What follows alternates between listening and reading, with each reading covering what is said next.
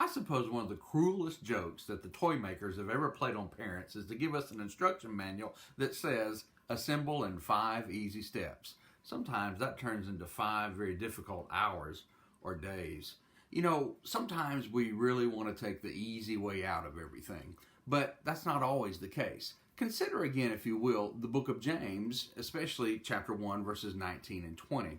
The book of James is often called the most practical book in the New Testament, and sometimes because it's called so practical, or it's called the most practical book, we're tempted to think that means it's easy. Well, that's not always the case, because although it's very easy to read the book of James, it's very easy to understand the book of James, sometimes it's a little harder to apply what it means. Again, from verses 19 and 20 in chapter 1, wherefore, or because these things have already been said, let every man be swift to hear, slow to speak, and slow to wrath.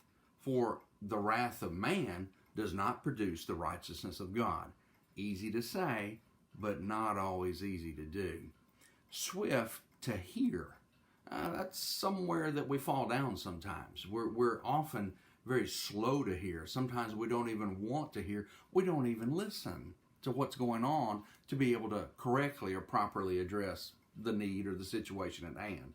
Slow to speak. Now that's one where we also often blow it.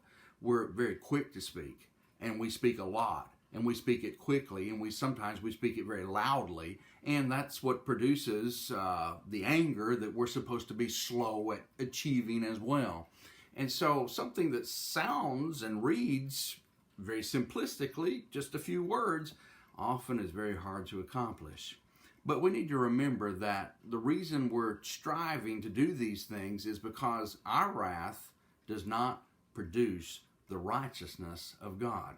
Many great people in the Bible who have a kind of a black mark on their record because of a short fuse or a loss of temper. And many of us could probably say the same thing about ourselves. And let's remember that the Bible also tells us in Ephesians chapter 4 that because it's inevitable that we're going to get angry sometimes, we're going to lose our temper sometimes, Ephesians 4 tells us, be angry and sin not.